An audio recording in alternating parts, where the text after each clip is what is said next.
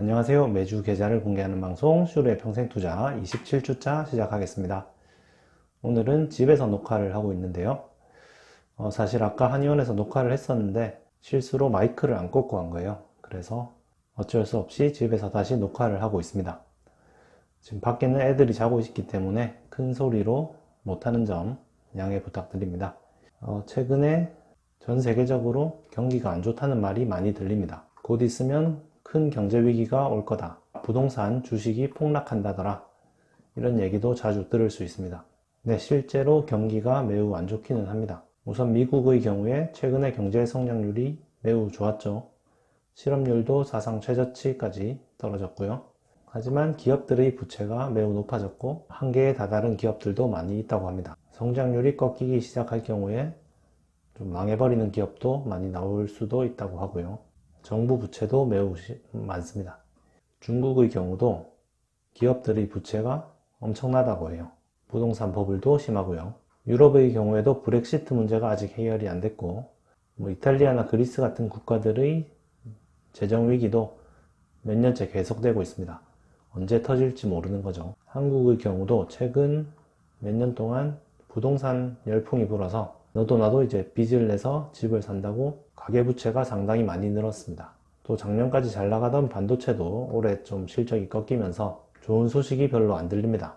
그래서 곧 큰 폭락이 올 거다 라고 주장하는 유튜브가 인기를 끌고 있습니다. 부동산 주식이 곧 폭락한다, 반토막 난다, 심지어는 10분의 1 가격으로 떨어진다, 이렇게 주장하는 유튜브들이 수십만 조회수를 기록하고 인기가 많습니다. 폭락이 올까 걱정하시는 분도 많지만 폭락이 오기를 오히려 은근히 기다리는 분들도 많이 있는 것 같습니다. 폭락을 왜 바랄까요? 내가 안 가지고 있기 때문이죠. 좋은 곳에 집을 사고 싶은데 너무 비싸서 폭락이 와서 반값이 되면은 그래도 살 수 있지 않을까 이렇게 생각하시는 분들도 있을 것 같고, 또 나는 주식을 안 하니까, 주식을 안 가지고 있으니까 주식이 폭락하면 좋겠다, 폭락하면은 들어가려고 대기하는 사람도 있을 거고요. 그러면 폭락을 대비해서 우리는 어떻게 해야 될까요? 인터넷에 보면 폭락을 이용해서 돈 버는 방법이 많이 나옵니다.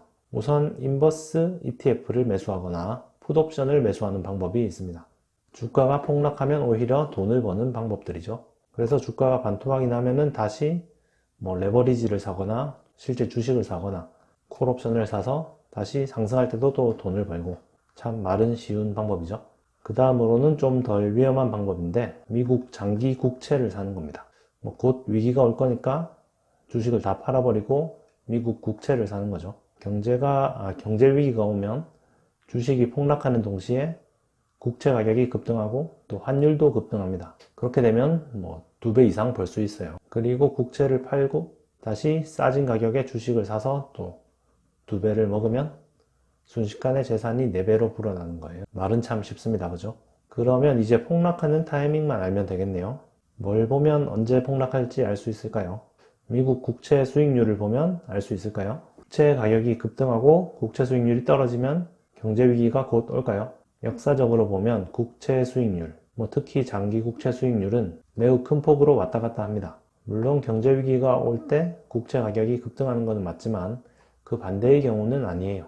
여러 가지 이슈들로 인해서 국채 가격이 급등할 수 있습니다. 그럴 때마다 폭락이 올까봐 주식을 다 팔아버리고 국채 가격이 다시 내려가면은 폭락이 아니었구나 하면서 다시 주식을 또 사고, 이런 식으로 반복하다 보면 금방 재산이 바닥 날 겁니다. 그러면 환율을 보면 알 수 있을까요? 환율이 많이 오르면 경제 위기를 대비해서 주식을 다 팔아버려야 할까요? 환율도 국채 가격과 마찬가지로 경제 위기가 오면 급등하는 게 맞습니다. 하지만 환율이 오른다고 꼭 경제 위기가 오는 건 아니죠. 마찬가지로 다양한 이슈로 인해서 환율이 변동합니다. 그럴 때마다 주식을 샀다가 팔았다가 반복하면은 또 금방 돈이 바닥나겠죠. 국채 가격이나 환율이 급등하고 나서 경제 위기가 따라오는 게 아니라 동시에 일어납니다. 그렇기 때문에 그걸 유심히 살펴본다고 해서 경제 위기가 오는 타이밍을 맞출 수는 없는 거예요. 그러면 뭘 봐야 언제 폭락할지 알 수 있을까요? 그건 아무도 모릅니다. 워렌 버핏도 잘 모른대요. 워렌 버핏도 모르는데 우리가 어떻게 알 수 있을까요? 섣불리 폭락을 예측하고 폭락에 베팅했다가 폭락이 오지 않으면 망합니다. 지금 이 버블이 확실하다고 생각을 해도 그 버블이 언제 꺼질지는 아무도 모르는 거예요. 버블은 생각보다 정말 오래 갑니다. 그러면 어떻게 해야 될까요? 부동산과 주식은 길게 보면은 항상 우상향한다는 것을 믿고 그냥 계속 투자해야 할까요? 물론 그래도 되지만 실제로 폭락이 오면은 심리가 매우 많이 흔들리겠죠. 내 재산이 반토막이 나는데 불안해서 또 싼 가격에 주식을 다 던져버리게 될 수도 있고요. 그럴 때를 대비해서 미국 국채를 일정 비율 섞어주는 겁니다. 주식 50%, 미국 국채 50% 이런 식으로요. 그러면 장기적인 수익률은 조금 떨어질 수도 있는데 그래도 폭락이 왔을 때 내 재산을 어느 정도 지켜줍니다.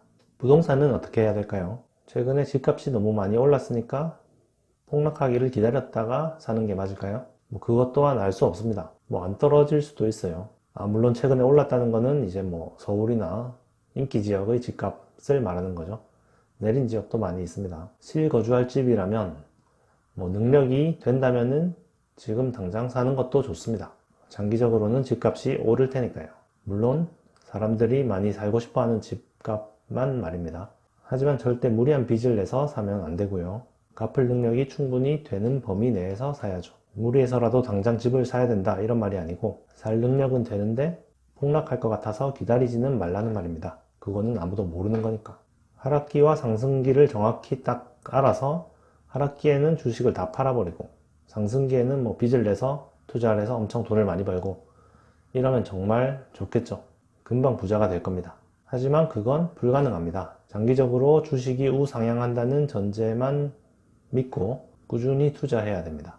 잔파도들을 다 맞춰서 올라탔다가 내려갔다가 올라탔다가 내려갔다가 그렇게 할 수는 없어요.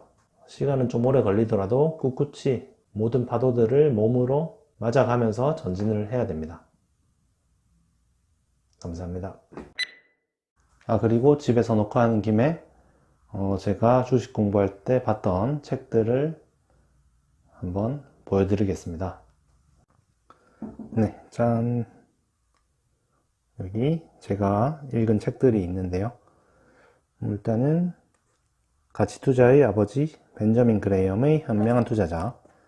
다소 두껍기는 하지만 도움이 많이 되는 책이고요. 그리고 제가 주식하는데 도움을 많이 받았던 매트릭 스튜디오. 이거는 이제 퀀트 투자에 관한 책인데 꼭 퀀트 투자를 안 하더라도 주식을 하는데 많은 도움이 됩니다. 숫자를 진짜 싫어하는 사람들은 좀 읽기가 힘들 수도 있어요. 모든 것을 다 숫자로 써놨기 때문에. 그리고 이거는 피터 린치의 책이죠. 월가의 영웅인데 이건 어떤 주식을 골라야 되는가, 주식 고르는 요령 같은 거를 익히는데 도움이 됩니다. 사실 저는 잘 모르겠어요. 이 책이 왜 좋은지. 그리고 또 모든 주식을 소유하라. 이것도 꼭 읽어야 되는 책이죠. 인덱스 펀드에 대해서 인덱스 펀드를 왜 사야 되는지 적어 놓은 책인데 인덱스 펀드를 안 하더라도 꼭 읽어야 됩니다. 그리고 또 이거는 제레미 시겔 교수의 주식에 장기 투자하라. 주식에 장기 투자를 해야 되는 이유를 써놓은 거죠. 역사적으로 미국 시장이 어떻게 흘러갔고 왜 장기 투자를 해야 되는지 말해주는 책입니다. 그리고 크리스토퍼 브라운 가치 투자의 비밀, 이것도 아주 얇은 책인데요. 초보자들이 보기에도 잘 읽히고 쉬운 책입니다. 추천드립니다. 그리고 워렌 버핏의 주주서한, 이건 최근에 또 다른 이름으로도 나왔죠. 워렌 버핏이 버크셔 해서웨이에서 항상 그 주주들에게 서한을 보내는데 그거를 모아놓은 책입니다. 이것도 도움이 많이 됩니다.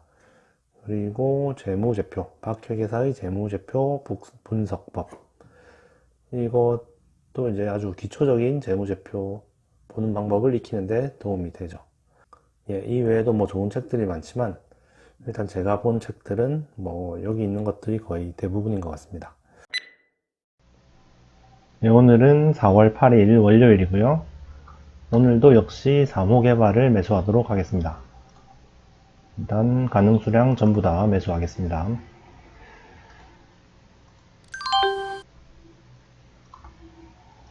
매수가 되었습니다. 이번 주 매수는 또 마치겠습니다. 네, 오늘은 4월 13일 토요일이고요. 27주차 계좌 확인 한번 해보겠습니다. 국내 주식 현재까지 2,900만원 투자해서 순자산 평가액이 3,027만 4천원. 네, 뭐 크게 변동은 없습니다. 저번 주랑. 코스피 지수는 좀 제법 올랐는데 제 계좌는 별로 오르지를 않았네요. 뭐 삼성전자가 거의 뭐 저번 주랑 큰 차이는 없고 세보 MEC가 저번 주보다 좀 많이 내렸습니다. 뭐 그 외에는 뭐 그렇게 큰 특징은 없는 것 같네요. 해외 주식은 총 자산 평가액이 128만원 정도 됩니다. 그대로 VOO 수익률 좋네요. 13%가 넘습니다. 미국 주식은 왜 이렇게 잘 나가는지 모르겠네요. 진짜. 네, 엑셀로 한번 보겠습니다. 27주차 한국 주식 2,900만원 투자해서 현재 3,027만 4,441원. 해외 주식은 영원 투자해서 128만 861원. 합계 2,900만원 투자해서 총 3,155만 5,302원. 저번 주보다 한 6,600원 정도 내렸죠. 뭐 거의 큰 차이가 없습니다. 코스피는 많이 좀 올랐는데. 자, 그래프를 보시면 뭐 저번 주랑 거의 똑같습니다. 네, 오늘은 폭락이 언제 오는지에 대해서 얘기를 해보았는데요. 뭐 사실 답이 없다는 결론이 나와서 죄송합니다만, 뭐 아무도 모른다는 게 정답이니까 너무 과도하게 빚을 내서 투자하지도 말고, 또 너무 폭락이 올까봐 두려워서 소심하게 투자를 아예 안 하지도 말고, 적당히 능력이 되는 범위 내에서 꾸준히 투자를 하는 게 중요하다고 생각을 합니다. 이번 주도 시청해 주셔서 감사하고요. 다음 주 28주차 때 뵙겠습니다. 구독과 좋아요 눌러주시고요. 감사합니다.